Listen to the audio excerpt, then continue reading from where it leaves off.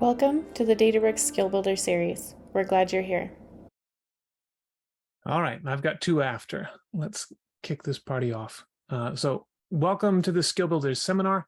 Today, I'm going to be walking you through the combination of Databricks and Power BI, specifically about the optimization of those two tools. But first, a quick introduction. My name is Hobbs. I've been in the data and specifically the business intelligence space for about 10 years now. I spent the last 5 years as a Power BI architect, and my favorite tool to build on top of was Databricks. And so then I recently made the jump over here to Databricks and have been really enjoying now getting to be on this side of the house. Before that, I ran a business intelligence department using Tableau. And before that, I was trying to introduce Tableau and Power BI to the companies that I worked for while doing things in Excel, for any of you who started back in Excel world. So I'm going to be walking you through a few things today. Let's talk about the agenda. So today I want to touch 5 things. I'm going to start off with what I call a cautionary tale. And it's just a little parable, a silly parable that walks through some of the difficulties that show up if you make poor design decisions as you're trying to do your job. And then we're going to talk about what tools we use and what their purpose is. We're going to talk about optimization. We're going to talk about security. And then at the end of all of this, if you're trying to figure out, Hobbs, what do I actually do now with this information? I'll present a simple playbook that will let you kind of go step by step and begin to apply these things in your environment. As we go, if you have questions, there's a Q&A box available to you through Zoom here, and you can type your questions in. I'll pause from time to time to review them. Drew, I see you already asked a question, and some of that will be answered by the presentation, but we can pause when we get to the optimization piece on the Databricks side, and we can talk some of this through. So with all of that said, let's start with the story of Tim and Bob and the terrible report. Bob is a self-taught analyst. He wants to get started doing business intelligence stuff. And he's heard wonderful things about Power BI. He's been Googling stuff and feels like he's ready to get started. So he logs into powerbi.com. He's had someone in IT give him a license, and he figures out how to load some data into a data flow right there in his web browser. He knows that they've got some Databricks data, so he goes and he connects that data flow back to Databricks. He's not exactly sure which tables to go and get, so he does a search for customers and a search for sales. He grabs those two things, plus a couple other pieces of information, pulls it across into the data flow, and hits load. That data gets loaded, and he's excited. He's off and running. So he opens up Power BI Desktop, and he begins to make his report. So he uses the built-in connector to data flows, pulls down that data, and makes his report. Takes some fiddling, it takes some work, and eventually he's got something that he's reasonably proud of, and he shares it with his manager, Tim. So far, all is well and good. Tim and Bob have some back and forth, and Tim says, hey, like, Susan's sales territory is actually different than what you have reflected here. So Bob goes in to the data set and he alters the definition of the sales territory to fit this new thing that Susan is doing. And they have some back and forth about what is a customer, who's appropriate. So they filter out some of the customers, and some of the sales information isn't quite right. So they alter some stuff there. They need a good measure for profit. So Bob writes a profit calculation. And Tim and Bob are off and running, making decisions and honestly providing value to their business. But then one day, Bob gets the terrible question from Tim. He says, Bob, I opened your report this morning and the profit number is wrong. What's up? Why is this not working? And now Bob's in a pickle. And this is a pickle that I have been in a great many times. Because when you find out that a value is wrong in your report, finding out where it's wrong is a nuisance, right? You have to check all of the potential failure points between where you are, where your business user is, and where the data started, right? So you're having to ask questions like, okay, did I put a filter on that chart? What about on that page? Did I click on something that cross-filtered this? Did I have a drill through that's passing a filter? What about report level filters? How did I define my profit DAX calculation again? I don't quite remember that. And what is the relationship exactly between tables A and B? And then you say, okay, well, I loaded this data into my data set. oh, that's right, I wrote 5 or 6 steps when I did that. So now I have to go through those steps and make sure they're all correct. And then I have to look at where I pulled my data from, which did I run this data set recently? Is it just not up to date? And then you're back into the data flow piece and you got to do the same thing there. And then you have to go back to Databricks and figure out where things went wrong. Any of you who have done any reporting have lived this nightmare. So Bob does it. He goes through, he checks every failure point one at a time. He finds the problem, fixes it, sends it back to Tim. Tim is happy again. Next day, he gets another email from Tim, right? Bob, your numbers look good, but once you said that you were ready to go and you had started the refresh, I checked and the numbers were still wrong. And it took like 3 hours for the numbers to get updated. Why is this process so slow?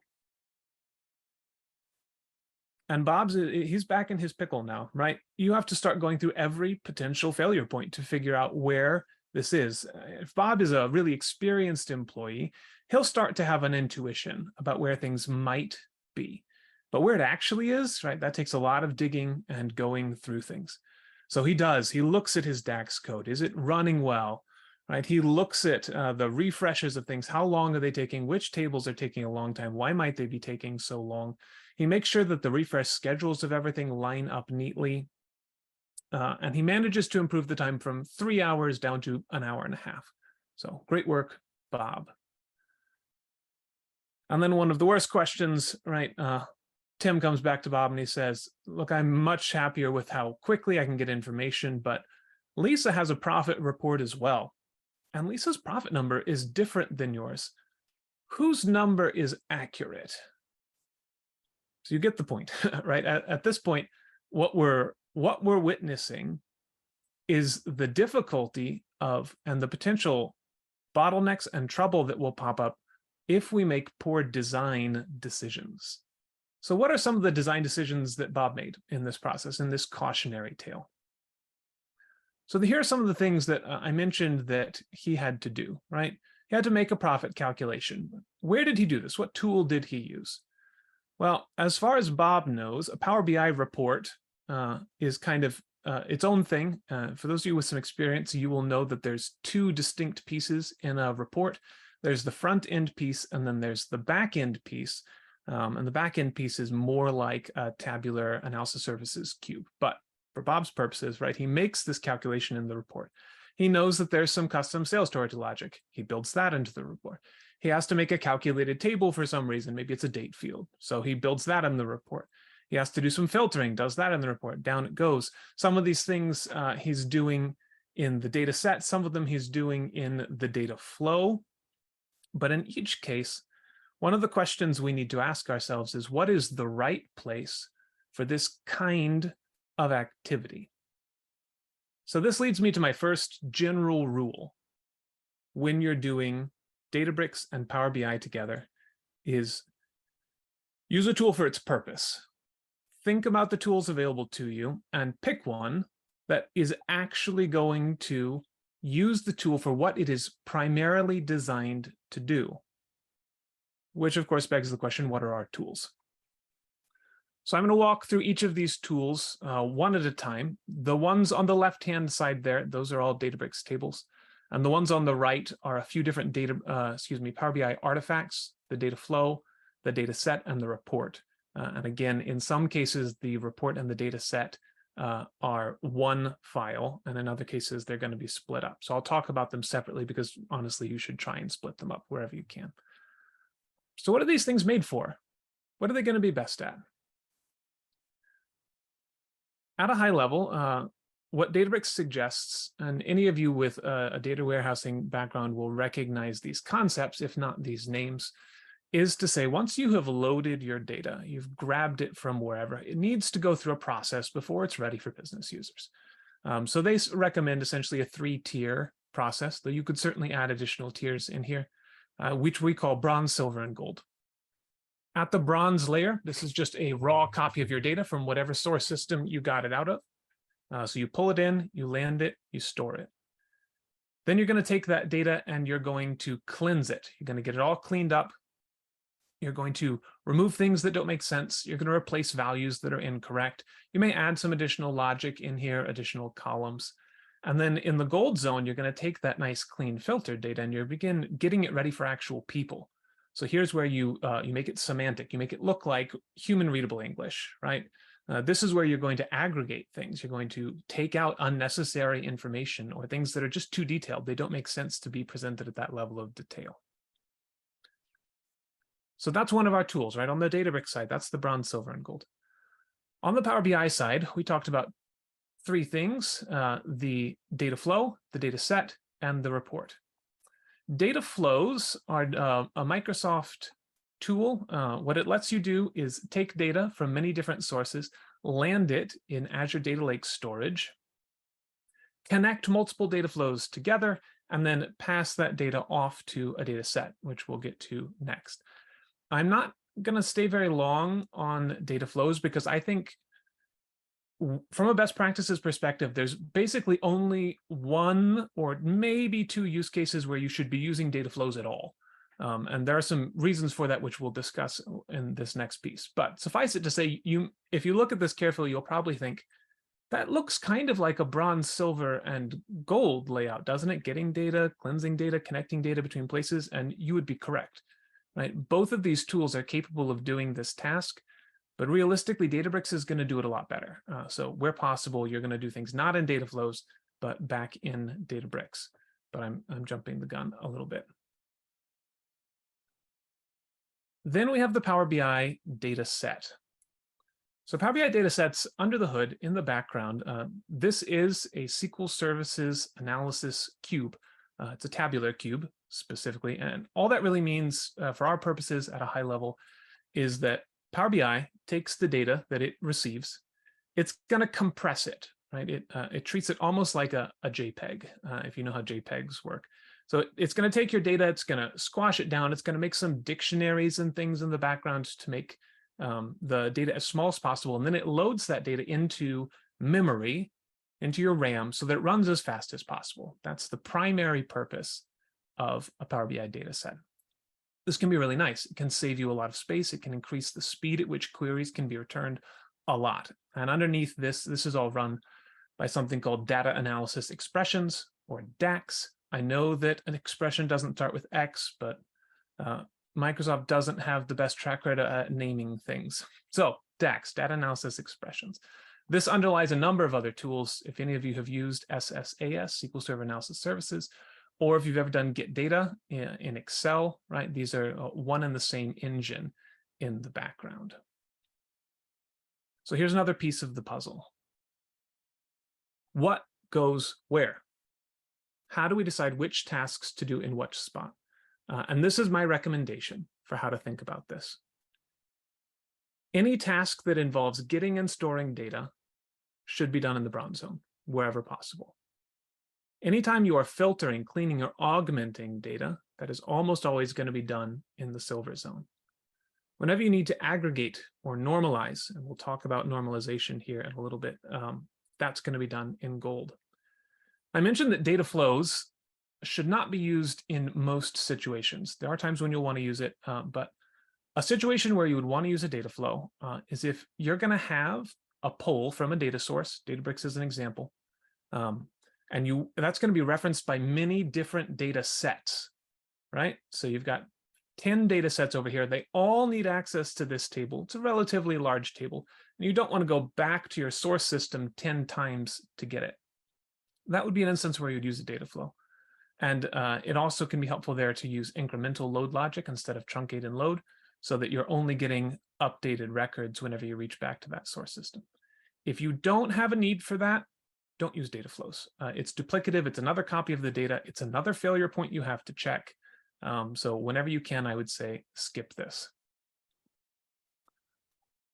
On the data set side, what should be done in a data set? What is its purpose? It's designed to compress.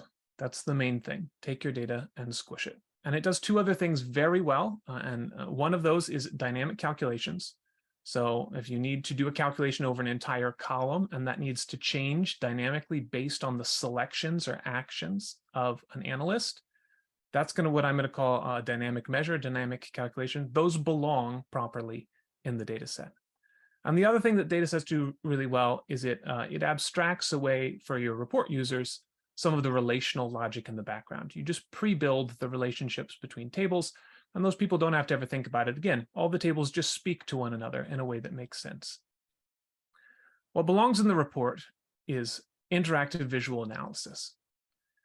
If you're getting requests to have Excel-like functionality in report, which let's be honest, you're going to get that request, you can accommodate it in Power BI, but you should always caveat that by saying, this is the opposite of what Power BI is best at.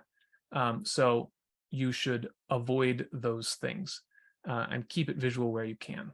Obviously, you can't always win that fight. So in some cases, you're going to want to come back and do us there. So let's return to Bob. Let's look at some of Bob's decisions. What tool should he have used when figuring this out? What about his profit calculation? Originally, he did this in the report. And again, for his purposes, the report and the data set were one and the same thing. Was that the right choice? And I'm going to say it depends.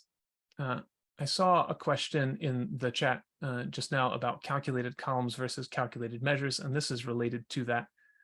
Anything that can be done one row at a time should not be done in your data set. You want to do that upstream in the gold zone, right? This makes your tabular model, your data set, do only what it is best at doing. And this is going to mean faster reports, right? And faster loads as well. So if the profit calculation makes sense to be done one row at a time, absolutely move that upstream into the gold zone. If there's something about it that is dynamic, right? It can't be pre-computed. It's going to depend on the actions of the report user. Okay, then that calculation does properly belong in the Power BI data set. What about his custom sales territory logic, right? Regarding Susan and her moving between sales territories, but it not being entered in their system yet. That belongs in the silver or gold zone, right? Don't do that at the level of the report or data set. Same thing if you need to do something like do some customer logic, right? If you've got a report level filter, this one also, it depends some. If I've got a report level filter, one question I want to ask is, does everyone need this filter? If everyone needs this filter, then we should build it in upstream so we're not loading unnecessary data into our data set or into our report. So in that case, yeah, move it upstream, move it back to gold. If it is quite specific to just this report, then maybe we leave it where it is. Data cleansing. And in this case, Bob was doing stuff inside of the data set and inside of the data flow to clean up some of his data. You don't want to do that. You're going to push all of that back to the silver zone, right? You're not going to make new columns. You're not going to do merging of tables. All of that should be pushed back into Databricks. For relationships, that does properly belong in the data set itself. So hopefully what this gives you a picture of, and I'm going to go back to this slide for a second, is you know for your business what kinds of steps you need to go through, what sort of things you need to do. And this should give you a picture of what tool you should be using to do those steps to get the maximum output. And for my purposes, I'm going to say the maximum accurate output is governable, fast, accurate data. Those are the three things that I'm going to kind of focus on for the purposes of this talk. So before I move on to the next portion, which is more in the weeds, that was pretty high level. This is more in the weeds about optimization of both Databricks and Power BI. I'm going to go through and read some of the questions here. If I think your question will be answered in the presentation, I'll let you know. All right, so Drew asked, what are the best practices in managing the Delta Lake files used for tables in Databricks when querying using Power BI in direct query mode? That will be answered in the presentation some, but realistically, you're going to want those tables to be as small as possible, pre-aggregated. You're going to want to make sure that your SQL Warehouse that's turned on has Photon enabled if possible, because that's going to increase the speed. There are some optimizations you can do as far as Z ordering and file size that will also assist make that. And really the goal there is speed. All right, Brandon asked, can you share about best practices and approaches for using shared data sets versus enabling the proliferation of duplicate data sets and sources in Power BI? I will get to that closer to the end. What I'm going to suggest is a hybrid approach. My basic suggestion is have golden data sets approved by IT. Those data sets should be available to almost everybody. And then do pilots, preferably through a center of excellence, where you let analysts build their own stuff. And what you're going to do is monitor. You're going to use monitoring to say who uses this stuff. If some report gets to have 50 users or 100 users, you set the number, then that report needs to be brought in-house. And you're going to go through and say, what did you do? How did you do it? Is this an approved way to do things, right? And take that. So then you're harvesting the energy and the enthusiasm of people, and you're complimenting them by saying, hey, what you did was so good. 100 people are using it. So let's go ahead and make sure that it's done the best possible way. So that's my hybrid approach. IT owns golden data sets, set people free and monitor them. And should they get above a certain amount of impact on your business, then you need to bring them back in-house to that golden data set approach. Okay, scroll through. Another question from Brandon. So data flow for master data or dimensions. Again, I'm going to say no. Some of this is from my experience. If you go into Databricks SQL, or really like if you're in some kind of SQL environment and you query a table that's got 100 million rows, and do select star from table, Databricks SQL, it's going to take some seconds, 30 seconds or something to process, and then it will return your output. If you do that same thing in a data flow, it's going to take you an hour. It's going to take an hour to move all of that data across. Data flows are not fast. So there are some optimization things you can do, but often I have found data flows to be sort of a bottleneck from a performance perspective. So again, if you can get around using a data flow, do so. Another question from Brandon: calculated columns versus measures. Should we pre-compute calculations in Databricks and only leverage Power BI for interactive user experience with measures? Yes. So calculated columns, you should never use a calculated column again, right? That should exist upstream in your source data. There's several reasons for that. One is calculated columns done in DAX code. The DAX code is done post-compression, so they're always slower than they would be if they had been done upstream. Second off, that's using the tool for the thing that is not its primary purpose, right? That's not what data sets are designed for. So it can do them, but that doesn't mean you should do it that way. So calculated columns should be done upstream wherever you can. This lets you do some of those pre-computations where you can manage to do that. You can do the same thing in some cases with a measure like profit, provided that it can be done at the row level. Anything that needs to dynamically change, right? The logic needs to update based on user interaction. That's the thing that has to exist at the dataset level. Okay, I'm gonna keep moving here. So optimization, high level, make sure you're using tools for their primary purpose, right? And let's talk about what that could mean and how we can improve those tools. So I'm going to start on the Databricks side, and then we'll go to Power BI from there. So on the Databricks side, where you can use Delta Live tables, there's numerous reasons for this. Some of it is the ability to easily build in data expectations and see whether or not you lost a row in between stages of bronze, silver, and gold, right? And whether you wanted to lose that row. Maybe you deliberately excluded that on purpose. Or to isolate rows that don't meet your criteria, but you don't want to lose them, right? So data quality is a good reason to do that. Data lineage, you can easily track which tables produced which other tables without having to go hunting through various and sundry notebooks, right? So it's beautiful to be able to do that in a single view.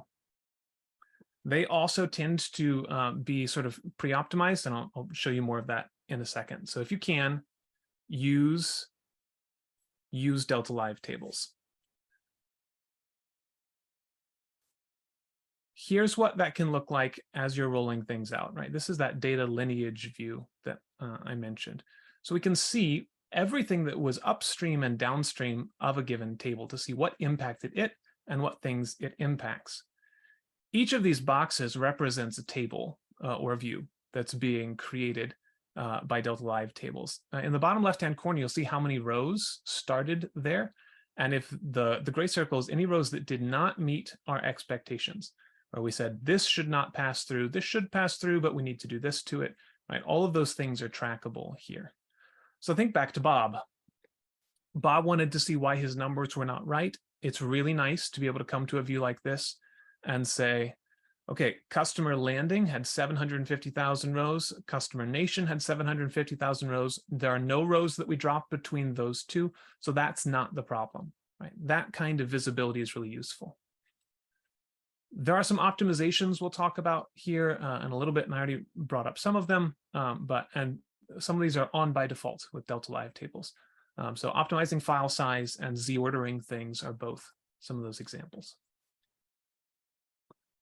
On your SQL Warehouse side of the house, you're going to want to kind of pick between two things here. Use serverless if you can. Serverless enables you to not have to sort of wait for a cluster to spin up to support your SQL endpoint, your SQL Warehouse. It'll be on in a few seconds as opposed to several minutes. This is especially important because data flows and data sets have an automatic timeout period in Power BI. And if you pass that automatic timeout where no rows have yet been returned by the source, they'll turn off. So it's fairly important that either you use serverless or you have a SQL endpoint that is always on. If you've got careful scheduling of things, you can skip this step, and you can instead have something that turns on 10 minutes before it's needed and then turns off afterward. That's also an option.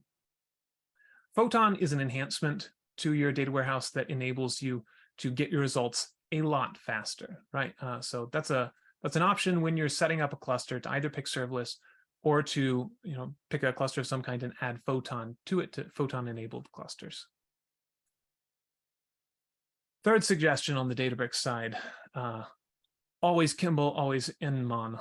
For those of you who don't know what that means, that's just a reference to some of the godfathers of data warehousing. And their suggestion is to normalize your data. What does that mean? At a basic level, it means split things up into two broad concepts, a fact and a dimension. A fact table is what happened. I sold a thing, right? We opened a store. Whatever the case might be, it's a transaction occurred.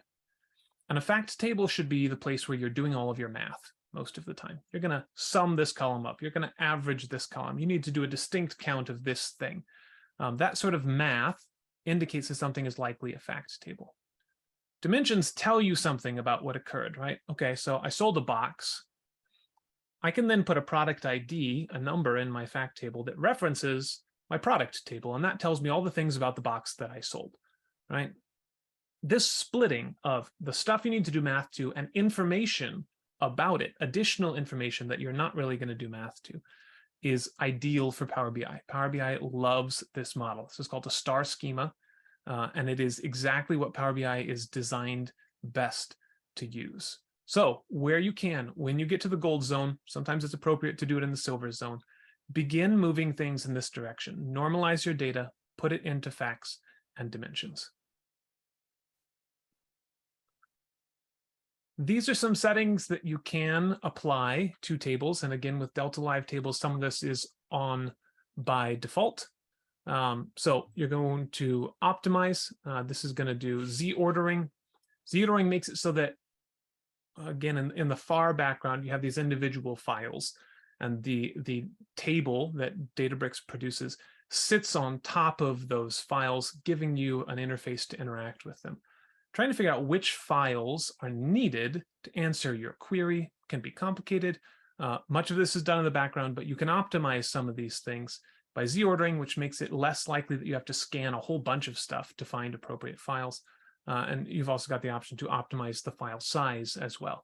If you end up with many, many, many tiny files, that can cause some performance issues.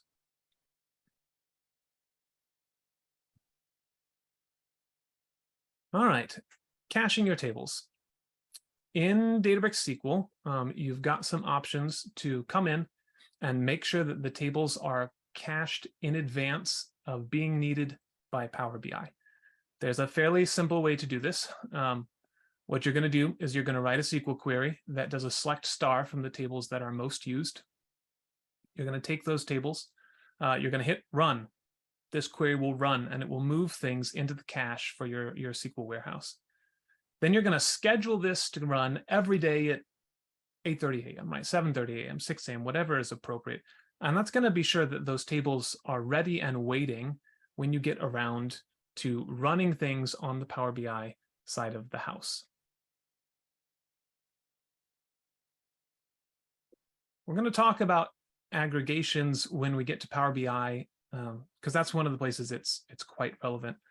But I'm going to suggest that you do your aggregations in the gold zone wherever you can, right? If you can do something in the gold zone, you should. And this is one of those examples. So you can use Delta Live tables, specifically materialized views. So it's going to be a live view that lets you pre-build some stuff. And it's going to pre-compute the combination of things that you might need, right? So this can be done in a wide variety of ways. So, and we're not going to have time to discuss it here because I have a fair number of slides to get through. But you can do it at the report level. If you've got a one-off report and you don't need a golden data set in Power BI to support it, right? It might be the case that you just build a simple pre-aggregated view just for that report. That's a case where you might denormalize to support a business need. In many cases, though, what we're going to look at when we get to Power BI is we're going to say, we're going to have an underlying transactional table that's very detailed and may have hundreds or billions of rows. And then we're going to build an aggregate view on top of it that is summarized to the most commonly selected dimensions, right? When I look at my sales, 90% of the time people care about city, state, sales territory, right? Product, genre, whatever, fill in the blank here. So I'm going to pre-compute at that level. And then should they dig down past that, then we're going to go back to this transactional table. So let's look at the Power BI side of the house as well. This is a favorite diagram of mine. This is from a company called Coates Data Strategies. And every year or so, they update this to include everything you might conceptually have to know about Power BI to understand all of the stuff that it can do. So this was my world for the last 5 years. You don't have to memorize this. You don't have to look at all of this. But I like this because it's a reminder to me that Microsoft has worked very hard to make Power BI be everything to everyone wherever it could. There are some real benefits to that. It's made a lot of headway in the market for a business intelligence tool, but I am regularly pushing people to say, okay, so it's not that Power BI, I know it can do this, but should you be asking Power BI to do this? And that is where more and more I'm recommending people push those things upstream. Let Power BI be a reporting tool and not have it be the end-all be-all for everyone. So what are some things we can do in Power BI to optimize the tools that we have available to us? First is use incremental loads wherever you can. Right, this is something that can be done inside of your data set where you're going to take a table instead of truncating and loading. You can set some logic up to build partitions, historical partitions, which are non-refreshing. So you'll be able to move in, come in here and say, I want the last 5 years to be kept. But when I hit the refresh button, really just reload the last week or the last 3 days, the last day, whatever's appropriate for your data. And in a second, we'll get to another place where you can say, and if anything is earlier than that, if anything that happened in the last hour, we're going to directly pull that from Databricks. But set that aside for the moment. Where you can, use incremental refresh. This is true also in data flows. Again, I said the primary use case for data flows, in my opinion, is to build incremental logic for tables that you want to push to many different data sets.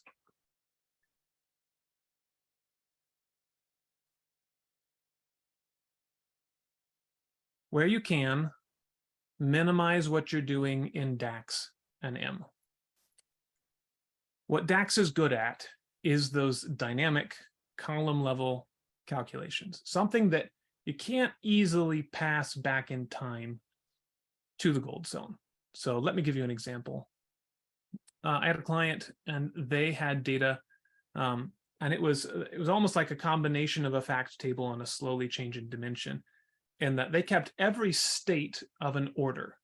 So they would say, the order was like this, and then on Tuesday, the client changed this. So we replicate that row with the change off to the side. And we had another row, right, where there's a change over here, and then they changed the quantity, and then they wanted a different date. So any given order could be repeated 10 or 1,000 times, depending on how often something had been changed. And they were adamant that business users needed the ability to say what was true about the order as of this particular date. And they wanted them in the report. They'd have a little button in the top corner that say, what was true about the order a week ago? What about a month ago? What about 6 months ago? This is a place where it was very difficult to pre-compute things on the Databricks side of the house. It required a user interaction before someone could do what they needed here. So that's an excellent use case for DAX, right? That's the sort of time intelligence logic that you want to be keeping in your DAX code. Anything else? Calculated columns, calculated tables, right? Things that are being run one row at a time. All of that you want to push back to the gold zone. And there's some good reasons for this that are not directly related to performance either, right? So one of those reasons is that I've had some clients who complained about things being trapped in reports. So what does that mean? You've got a report with a really useful piece of information in it, right? A really good insight into what's going on inside of your business. And someone says, I want to do some automation around this piece of information. Once something has gone through Vertipack compression and it exists inside of a Power BI dataset, it's quite difficult to just pull that information back out again. And there's some technical reasons for this. Vertipack compression does not have a clear definition of a row inside of it. It's columnar compression, where you've got dictionaries of things, and it's a mapping of dictionaries to find a row, but rows don't exist in the strict sense of the word inside of a Power BI dataset. Second off, it's a proprietary format. Microsoft is not going to tell you exactly what's going on underneath the covers. And it's sort of, you're locked in then to saying, this is really useful, but it only exists in my report. So where you can, to think ahead for automation, to think ahead for AI and ML, to think ahead for large language models, right? And that kind of learning, push those things back where it's the most available to the largest number of people, as is appropriate for your security model, right? So I'm going to call that the gold zone. Push those things back to the gold zone wherever you can. Second, pre-filter stuff. If you find that you're filtering things out of a whole report, ask the question, does it need to be filtered out of every report, right? If not, leave it where it is. If so, do that filtering up in the gold zone. If you're finding that there's a kind of transaction everyone is regularly ignoring, you say, I care about profit, but not for this stuff. We sold this stuff in-house to a sister company, and really we don't want to include that in our numbers, right? Think that through and do that upstream. This eliminates unnecessary movement of data, which is going to speed everything up. As I've mentioned, no more calculated columns, no more calculated tables in Power BI, no more calculated columns or tables in your M code. Do those things upstream in the gold zone. What your M or Power Query code should look like when you're done is select star from Databricks gold.table. The only other thing that you should have in your M code is that incremental logic if you're going to pull things across a little at a time. Last suggestion here. You can parameterize your M code. This is very important if you're going to use Power BI deployment pipelines, because having those parameters in place allows you to dynamically switch data sources, right? So your SQL Warehouse ID, your Databricks Workspace ID, your schemas and catalogs and things, you can make those all parameters. It's not all that difficult, just takes a few minutes. And then in the Power BI service, which is the cloud-based piece of things, when you need to switch from, dev to test, as an example, you can swap those values out automatically without having to go through and manually do some of those things. I've already talked about aggregate tables some. Let's talk about how they work on the Power BI side. Aggregate tables enable you to connect two distinct objects, and it's going to be related to what I talk about on the next slide here. But basically, Microsoft has done some wonderful demos of this where they had a trillion row table that they wanted to query. So, and they did it live, and it only took a few seconds, and it was supposed to be very impressive. Now, obviously, it was very simplified because that's how all demos are. Is you do a simplified version of reality. What was going on under the covers there? You have a transaction table that is quite detailed. It goes down to whatever level is absolutely necessary by a potential user, right? This table is direct queried, meaning Power BI does not store and compress that data. It goes directly back to the source, to Databricks, asks the question in Databricks, and only returns the answer. It's not going to do any storing and compressing or copying of data. On top of this table, which is not stored, right? It's not imported, it's direct queried. You import an aggregated version of this that is at the level of your most common questions. And then you connect them in Power BI. And Power BI now knows when a user goes and they select, profit by sales territory, that's here in my aggregate table. So I'm going to stick with this tiny little aggregate table and use it. If they drill down here, that's also in my aggregate, I'll stay there. But if they go down here, I need to transfer that over. And it's all done kind of seamlessly in the background. So really, it can be the best of both worlds. You can have a small, easy to use, fast model at the level of most questions. And then where necessary, you can pass questions across back to Databricks to handle things that are too transactional for the general user. Okay, composite models. Power BI gives you the option to store tables in one of three ways, and I'm actually going to skip ahead for a second. You can put them in direct query mode. You can put them in import mode or dual. Import mode means make a copy. You go over to your source, you pull it across, you compress it, and now you have a copy of that source. Direct query mode means don't make a copy, just pass the question to the source system and return the answer. And when you close that, all that data is gone, right? It's not saved or being compressed anywhere. This has some benefits as far as you can keep the size of your Power BI data set small by mixing and matching these things in a way that makes sense. The way that most commonly makes sense is, again, those large transactional fact tables, those can be in direct query mode. Your dimensions, I don't really have time to talk about dual mode, but that's going to say, if my fact lines up to a dimension that I have, right, based on this timestamp, then I'm going to import it. If not, then I can direct query and go back to the source. And then your aggregate tables, those are the ones that you're going to have always on import mode. So here's what that might look like, right? You're going to have a series of tables, and based on the need and based on what kinds of questions you get, based on the aggregate tables, you'll switch between these different modes. Why would we be doing this? It drives a few things. It keeps your model size small as possible, which means speed. It means speed for your end user, and it means speed to refresh, right? You're going to get a faster refresh of these things if you've got a mix of direct query and import. It's also going to make it so that you can get data that is as fresh as possible, right? There are some cases where you really do want to know what happened today, or in the last hour, or in the last 10 minutes. And having composite models allows you to do this. I think, yeah, here's what that can look like. And I was talking with someone the other day about this idea. So at the level of the model, you can pick between import and direct query. You can also do the same thing inside of a single table, right? So let's say you have an enormous fact table and you want to know what changed quite recently, but you don't want to go through passing that query back. It's got 10 years of data or something in it, right? You don't want to go passing that query back to Databricks every time you need new information. So what you can do is you can say, everything before this point, that's all imported. Everything that's at least 6 months old, we're going to import and store in these year and quarterly partitions. Whenever I refresh my data set, I'm going to refresh the last 3 months. And then anything that happened today, that I want you to go out and get in real time. So depending on what the user has selected, right? If they've selected old data, it goes to the compressed, optimized version of things. And if they select something that includes data that's brand new, then it's going to take that compressed data and add on this tiny bit of direct query data on the end of it and mix it together for your end user. Obviously, you can do some monitoring of performance as you go. So in Databricks SQL, if they're doing direct query things, you can monitor what those queries, how they ran, look for bottlenecks, and go through things there.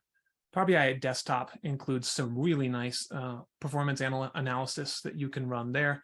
If you're finding that it's in your DAX code, which is fairly common, and again, keep things out of DAX if you can, you have the ability to pass that query back into DAX Studio, which is a separate third-party tool, and sort of analyze and review things there.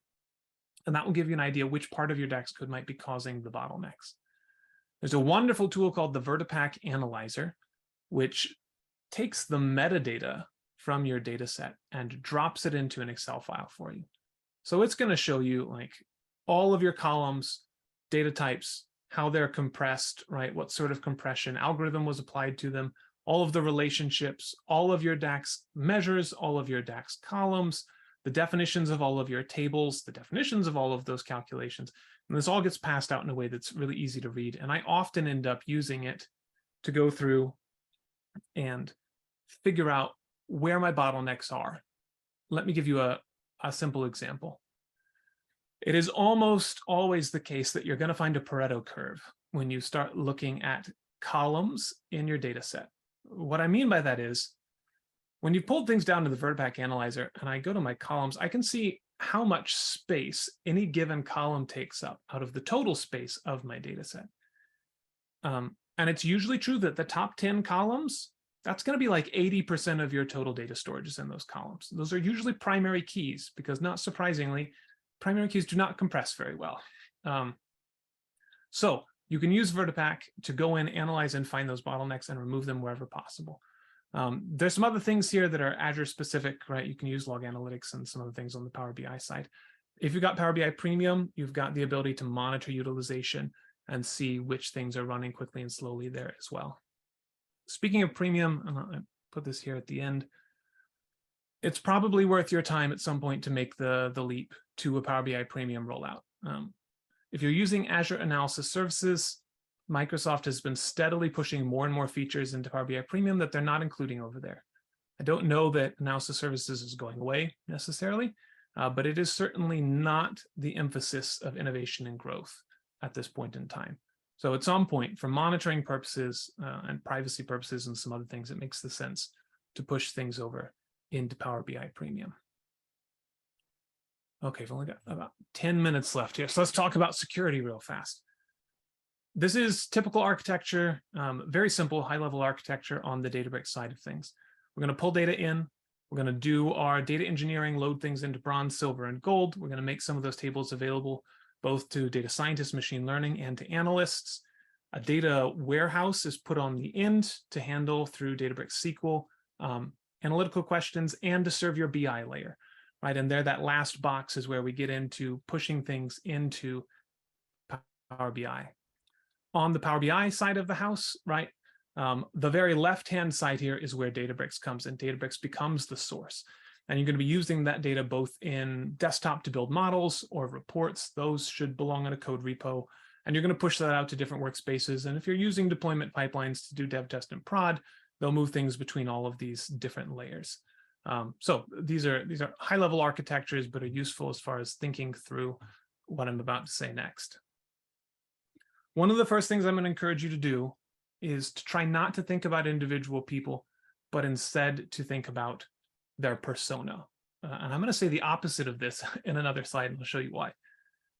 So the reason to think about personas is because groups, from an identity management perspective, are much easier to work with, and permissions are a lot easier to work with if you think about people in groups and not as an individual person. This is a matrix I put together for an old client of mine, where I said, you know, here's reports. Who can see a report, right? Who is going to need Power BI Desktop installed? Who's going to connect in with what kind of credentials? Who can make models, right? And all of this. And so start thinking about this. Start thinking about your users sort of in this way. Second, take some time to meditate on how you're going to do authentication. So this is a conversation I had yesterday. I think it was yesterday. With someone about what authentication method do we use, because we want to do governance through Unity Catalog. What happens when you start passing data over to Power BI? Can you continue to do that? And the answer is it depends. You've got kind of a couple of paths to walk down. Let's go back to Bob the analyst. Bob the analyst builds a data set. When he does this, he imports some data. So that's that top use case there, right? Import mode.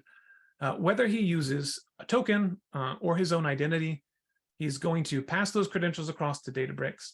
Whatever row level security is and column level security and data masking are assigned to his identity, that determines what he exports.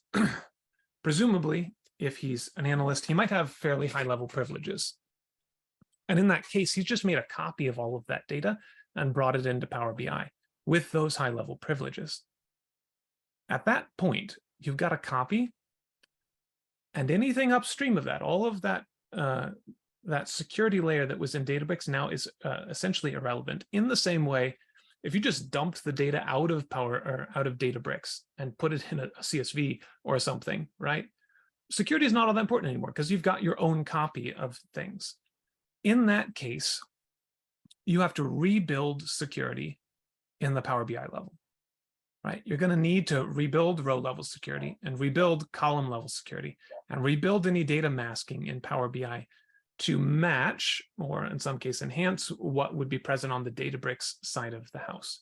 You now have two governance policies and two sets of row level security and two sets of column level security. This is necessary sometimes. So this might be the place that you are at. The same basic thing applies in if you're doing authentication of the individual user, unless they're doing some kind of single sign-on. So here's what I mean by that. In direct query mode, you're not making a copy. You're just passing your question back to Databricks, and Databricks handles that question. If you're not using a token to authenticate, because tokens are essentially like identity-less, right? You're not a person, it's just a token. If you pass back your identity, then Databricks' row-level security can look at your identity and answer your query in a way that matches Unity Catalog and what you have set up there from a governance and security standpoint. In that case, you're going to do your governance in Unity Catalog. It's going to be in one spot instead of two spots. You won't have as much duplication of effort. The bottleneck is then that you're pretty much locked down to just direct query mode. Okay, you're going to want to monitor lineage with a combination of Delta Live tables and Power BI lineage. Delta Live tables lets you track how data moves right from this table to this table, down and down and down. And then Power BI picks up right where that transfer occurs. You can do a data lineage view and say, okay, I grabbed this gold zone table here, and then it went into this data set and this other data set and this other data set. And these data sets feed this 5 reports, this one feeds these 2 reports, this one feeds these 10 reports down here. So use that to monitor where things are being pushed and moved around. If you're an IT professional, only endorse and sign off on things that are using things in the gold zone. I'm sure there are exceptions to this rule, but as a general rule, if it's hitting silver or bronze level tables, you don't want to endorse it and sign off on it because those tables are not ready yet for a business user. Unrealistically, you should try not to give access to bronze and silver level tables to people unless there's a really strong need for it, for a data scientist, as an example. Once you've got that in place, you can begin monitoring the usage of reports, right? And again, harvest that low level, that low hanging fruit. People who use this report many times, okay, that deserves us digging in a little bit deeper here. So you can allow organic growth. You can, to a certain extent, set people free and say, look, as long as you're using a golden data set, you build what you want, right? But then if it becomes popular, then you say, all right, now we need to review, right? What you have done is great. It's providing business value. And now we've got to go through and make sure that it's following our best practices. That was a lot. 3 high-level ideas, though. 1, make sure you're using tools for their purpose, right? Use Power BI for what it's best at. Use Databricks for what it's best at. Split things up, and if you're doing something in the wrong place, move it. Move it to the right place. Second, optimize. I've given you a wide variety of ways to optimize both Databricks and Power BI so that those processes run smoothly and preserve data accuracy wherever possible, with security sort of in mind. Third is security. Start thinking now about where you're going to manage sort of this row and column of security, where you're going to have things live, who's going to do what as far as that goes. I have on this next slide how I think you can get started. If you're listening to this talk and you're like, oh man, Hobbs, we've been doing Power BI for years now, and we have so much sprawl. We've got 5,000 people making hundreds of reports and dozens of data sets. How on earth do we get started? We should have done this forever ago. Here's how I suggest you get started. Start on the left there. Use the monitoring that's built into Power BI. Locate your top 5 reports, reports that are commonly used. You can then use the data lineage view to say what fed this report. And now you know how it got built from a Power BI perspective. Look at the reports and apply rule 1. Just take notes. Open the report and say, have they done anything in the report that realistically should have been done in another place? Use Vertipack Analyzer to look at the data set that supports that report. And again, apply rule 1. Are we doing things in the data model, in the tabular model, that should not be done there? They should be done somewhere else instead. And with those things in mind, then go in and optimize your tools, right? You're going to move stuff around. You're going to say, this doesn't belong here, it belongs here. It doesn't belong here, it belongs over here. Move stuff to the proper spot. And then you can go through and again, using the Vertipack Analyzer, looking at your DAX and M code, looking at storage modes, right? Begin to optimize these things. When you're done, what you should hopefully have is a few reports that look at a data model that you have signed off on. It is doing the right thing the right way, pointed at the right data. And now certify and endorse that bad boy, right? Let the organization know we've signed off on this. This meets our criteria, and help push it out to people who might be able to use it. On the Databricks side, you're going to use some of that same information. We're going to use the lineage information that we got from Power BI to say, here are the top 5 tables in Databricks that are being pulled across for reporting in Power BI. Okay, let's look at those tables. Let's trace the lineage back. If you've got Delta Live tables, that's easy. Otherwise, you're going to go through kind of the notebooks and see where things lived and how they were created. And you're going to use rule 1. You're going to make sure that the bronze zone is doing what the bronze zone should do, and the silver zone is doing what the silver zone should do, and the gold zone is doing what the gold zone should do. And then you're going to take the output of the analysis that was going on. So back over in the Power BI side, you were looking at a report, you saw that they made a bunch of calculated columns to meet a business need. You're going to say, okay, nope, sorry, we're going to take all of those and we're going to push them over to the Databricks team. They're going to build that out in the gold zone now, so that all we have to do is say select star from gold zone table. So use the output of the Power BI analysis to feed into the Databricks analysis. And while you're doing this, this will also help you prep for automation, right? Prep for ML and AI and security. And then finally, use the same optimization techniques that came up earlier, as far as make sure you're using Delta Live tables if you can, Z-ordering, optimizing, using serverless if that's possible, and making aggregate tables. I have come down right to the end of my time. So I'm going to put up on my slide, this is me. That's my email address. By all means, reach out to me if you have questions. I'm on LinkedIn as well, and I'd be very happy to talk with you, right? This is I have really enjoyed the combination of these two tools and what they can do. And I'd be very happy to discuss with you, maybe some ways that we might be able to help you out as you go through things.